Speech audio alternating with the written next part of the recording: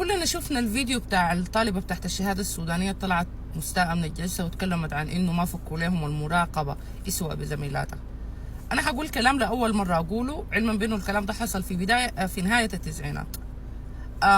الوقت ده كنا ممتحنين شهادة سودانية، كنا بنقرا في مدرسة ثانوية. خلوني اقول انها واحدة من اعرق المدارس الامدرمانية. الشروط الانتماء لها تستلزم تفوق أكاديمي وعندها شروط اجتماعية كمان.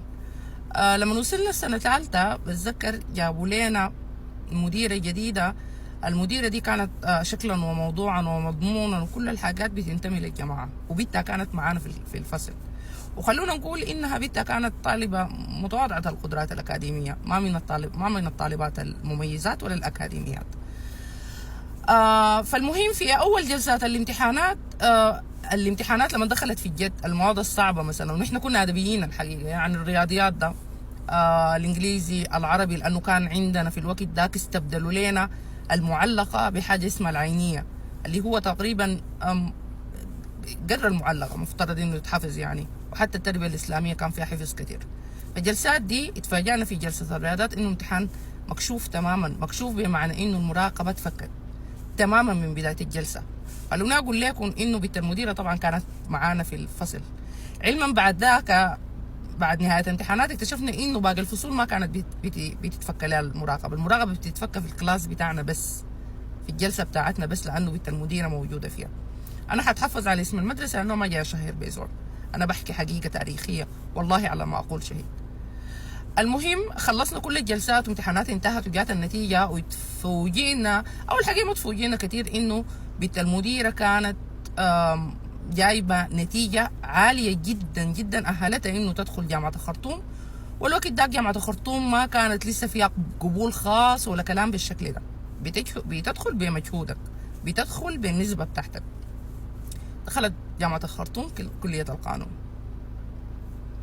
يعني أنا متوقع السؤال أنا عملت شنو؟ أنا الحقيقة ما عملت حاجة، ما عشان النزاهة، أنا ما عملت حاجة ببساطة شديدة لأنه أنا بطبعي ما بعرف أطلب من الآخرين ولا بعرف استجدة. فده اللي حصل. وما معنى كده أبدا إنه كل الجلسة كانت كل زميلاتنا كانوا بيعملوا كده. الامتحان الحقيقة كان في الطالبات بيتبادلوا ورق كراسات الأجوبة، ولكن عندنا طالباتنا المتفوقات اصلا ما رفعوا راسهم من كراستهم بتاعت الاجوبه، وكانوا بيجاوبوا وواثقين من نفسهم ومن قدراتهم ومذاكرين تمام. بتوقع السؤال بتاع وانت عملت شنو، او الدليل على كلامك ده شنو؟ الدليل على كلامي يا جماعه انما تخرجت من جامعه الخرطوم في بدايه الالفينات. القريبة نفس المدرسة دي حصلت فيها حادثة غريبة جدا بالنسبة لي. السنين دي كانت سنين التمكين زي ما قلت لكم، كانت بدأت تظهر في المدارس الثانوية شكل من أشكال محاولة استقطاب البنات والأولاد في الثانوي، وكان في حاجة اسمها جمعية القرآن الكريم. بعد ذاك بقت موجودة في الجامعات وفي غيره. احنا الناس اللي بدوا معانا القصص دي في توقيت ذاك ما كان غريب ابدا انتماءات او انه البنات يكون عندهم والاولاد يكون عندهم نشاط سياسي في الفترة دي من عمره، لأنه إحنا الجيل اتطبقوا علينا أي حاجة.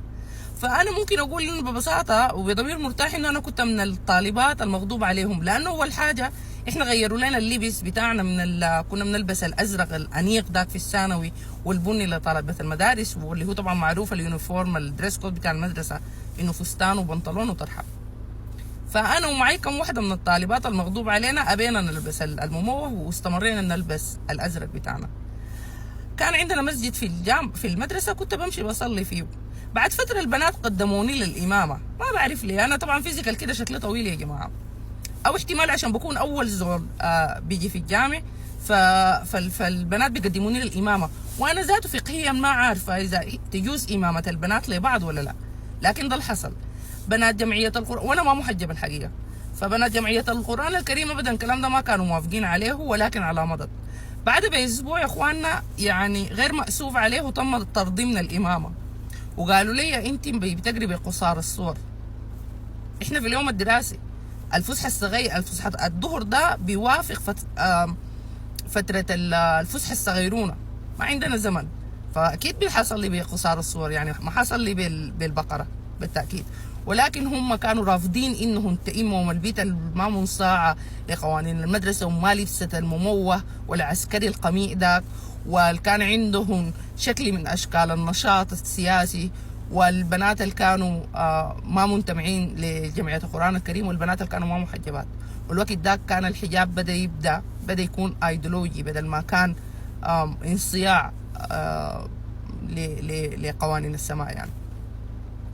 فتم طردي من الجمعية من الإمامة البنات في مسجد المدرسة غير مأسوف عليه الحقيقة.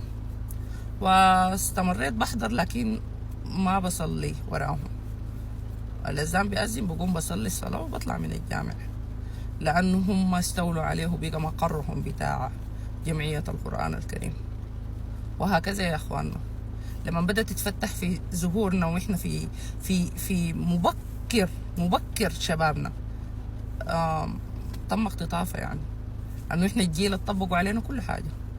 ده الجيل اللي كانوا بيختطفوا الترحيل بتاع الجامعات وبيعاقبوا البنات عشان لابسين بنطلون، علما بأنه البنطلون في التوقيت داك ما كان لبس شاذ.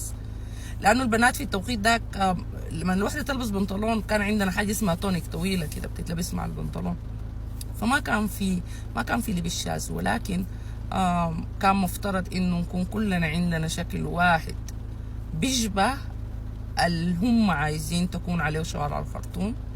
وبعد ذاك انتشر في كل زقاق وفي كل ناصية محلات كبيرة جدا ومعارض بتاعت لباس اسمها يستبشرون للزي الإسلامي ويهتدون للزي الإسلامي ويتسجمون للزي الإسلامي ويتمرمدون للزي الإسلامي. واستبدلنا الثوب الأنيق بتاعنا السوداني بالعباية السوداء القميئة وارد الخليج. واستبدلنا الحشمة بتاعتنا الطبيعية بأي كلام. واستبدلوا حتى العلاقات اللطيفة اللي قاعد تقوم أحيانا بين الشابات والشباب. والوقت داك الشباب والشابات بيلجوا للحدائق عشان يتقابلوا، فمنعوهم من انهم يتقابلوا في الحدائق، وكانت النتيجة انتشار ظاهرة الشقق المفروشة. وفي المقابل ايضا ازدهرت دار الميقومة. ودايما حاقول انه الحكومات اللي بتنشئ للفضيلة شرطي دي حكومات ساقطة اخلاقيا. كتر خيركم.